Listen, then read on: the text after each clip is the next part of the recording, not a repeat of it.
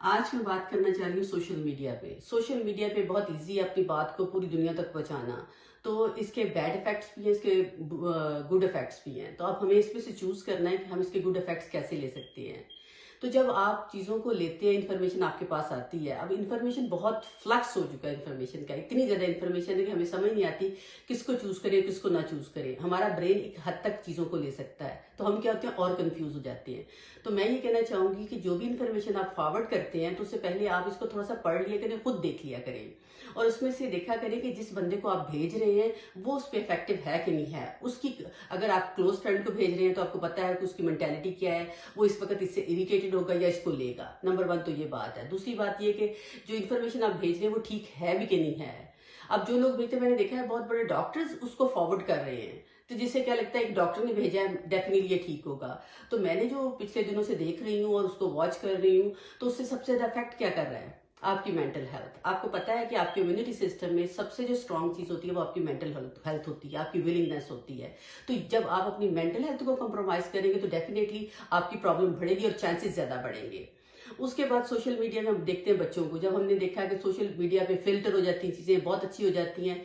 तो आजकल पूरी दुनिया में एक बॉडी इमेज का चल रहा है। लोग क्या करते हैं, वो दिखना चाहते हैं, स्मार्ट होना चाहते हैं। बच्चियां खाने पीने में चीजों को देखती होती हैं और बहुत सारे डिसऑर्डर्स हैं जो सिर्फ इस वजह से, सोशल मीडिया की वजह से, क्योंकि हम ऐसे बनना चाहते हैं। तो ऐसे बच्चों के लिए मैं ये बात कहूंगी कि बच्चों को चाहिए कि वो इस चीज को एक फिर देखें हम हेल्दी लाइफस्टाइल क्या है। अब जिन लोगों ने अपनी हेल्थ को कॉम्प्रोमाइज किया, definitely they will face so many other things. एक मैं आपके साथ स्टोरी शेयर करूंगी कि मेरे एक पेशेंट्स थे इयर्स एंड इयर्स अगो। उनका नाम मैं नहीं बताऊंगी, ना ही उनका आपको हदूतरबा बताऊंगी। तो वो उनकी आपस में इतनी लड़ाई, हस्बैंड वाइफ की लड़ाई हुई, इतनी लड़ाई आप इमेजिन नहीं कर सकते हैं। They ended up to beat each other. This is not a right thing, this is a wrong thing. और 3 दिन के बाद उन्होंने लगाई हुई थी, अपनी तस्वीर लगाई हुई थी, बेस्ट नाइट विद माई हबी। तो आई स्टार्ट, और दूसरे लोग वहां पे देख के सोच रहे हैं इसकी लाइफ इतनी अच्छी है, जो कंपैरिजन का चीज चक्कर चल जाता है, इसकी इतनी अच्छी, मेरी लाइफ क्यों नहीं अच्छी है। ऐसा कोई ट्रूथफुल होता नहीं है। लोग ट्रूथफुल बताना भी नहीं चाहिए और बताते भी नहीं है, लेकिन ऑन द अदर हैंड लोगों को झूठ बोल के अपनी लाइफ को बहुत अच्छा भी नहीं दिखाना चाहिए। इससे क्या होता है, दूसरों में डिप्रेशन क्रिएट होता है। अब आजकल एक और बात हो रही है कि हस्बैंड्स घरों में रह रहे हैं। पहले बीवियां बहुत खुश होती थी कि हस्बैंड आए हैं, उनको अच्छा लगता थोड़े टाइम के लिए। अब टाइम नहीं देते, टाइम नहीं देते, टाइम नहीं देते। अब क्या हो गया, अब टाइम मुकम्मल आपको घरों में दे रहे हैं। अब चूंकि हम लोगों को आदत नहीं है एक पर्सनैलिटी के लिहाज से डील करने की, तो मैं आप लोगों को ये कहूंगी कि आप पेशेंस के साथ रहें, एक दूसरे को अंडरस्टैंड करें। कहते हैं ये सोशल डिस्टेंसिंग है, एक्चुअली ये सोशल डिस्टेंसिंग नहीं है, ये सोशली आप एक दूसरे के पास आ रहे हैं, फैमिली सिस्टम वापस आ रहे हैं। आप देखिए आप लोगों की वैल्यूज क्या थी, चीजें क्या थी, अपने बच्चों की बातों को अंडरस्टैंड करें, सुने। और मैंने बताया ना, हो सकता है कि 3 महीने 4 महीने या साल चले, आप लोगों को अडॉप्ट करना पड़ेगा। अभी अभी तो बहुत अच्छा लग रहा है आपको कि अच्छा चले, घरों में रह रहे हैं, कुछ लोग परेशान हैं, कुछ लोग चीजों को और तरह से देख रहे हैं, मूवीज वॉच कर रहे हैं। तो मिनिमाइज करें चीजों को।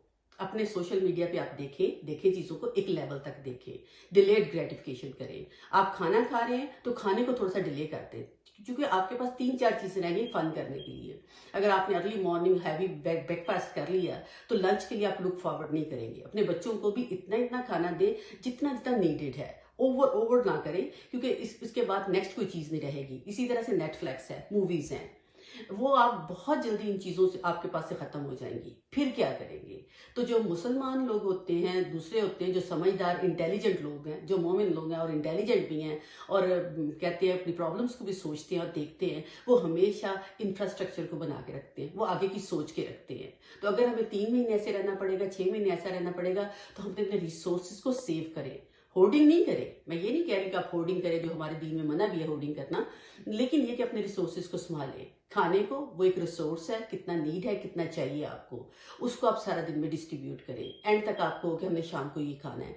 इसी तरह से मूवीज घर में बैठ के वॉच कर रहे हैं तो मूवीज का 1 घंटा सिर्फ वॉच करें, कंप्लीट मूवी को करने की जरूरत नहीं है। इसी तरह से आप कोई बुक्स पढ़ रहे हैं, उसको पॉज दें। घर की क्लीनिंग कर रहे हैं, उसको पॉज दें। एक ही दिन में सारा साफ करने की कोशिश ना करें, क्योंकि मुझे नहीं लगता कि ये एक वीक में खत्म होने वाली चीज है, जो प्रैक्टिकली बात मुझे लग रही है। अल्लाह करे ये हो जाए, अब मेरी दुआ है अल्लाह ताला से।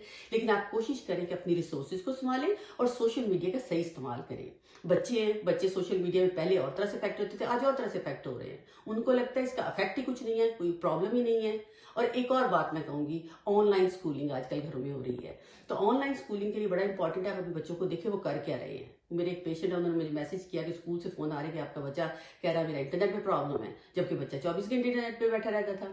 तो कोशिश करें कि बच्चों को आप प्रॉपरली वॉच करें, दें उनको, लेकिन प्रॉपरली वॉच करें। अगेन बैलेंस क्रिएट करें, मैं हमेशा बैलेंस की बात करती हूँ, बैलेंस क्रिएट करें, सोशल मीडिया को प्रॉपरली यूज करें और विदाउट एनी एविडेंस आगे वीडियोस को शेयर ना करें। और अगर आपने कोई वीडियो देखी है उसमें एक बात एक सेंटेंस में लिख के आप फॉरवर्ड कर दें। अगर जाहिर है डेफिनेटली आप तो भलाई के लिए कर रहे हैं, लोगों की अच्छाई के लिए कर रहे हैं, तो उसमें से एक सेंटेंस और साथ ये जरूर लिखें कि मेरा ख्याल क्या है। अगर आपने इस चीज को एविडेंस किया हुआ है, इस पे सर्च की हुई है, तो प्लीज इस्लामिकली भी इट्स हराम कि आप बगैर एविडेंस के, बगैर किसी प्रूफ के, बगैर उस चीज को जाने हुए फॉरवर्ड कर दें। तो कोशिश करें कि चीजों को फॉरवर्ड करते हुए थॉटफुली सोचें, फिर जो टाइम है उसको प्रॉपरली यूटिलाइज करें, बच्चे भी और बड़े भी, और रिसोर्सेज को सेव करें जो अल्लाह हमसे हमेशा चाहता है।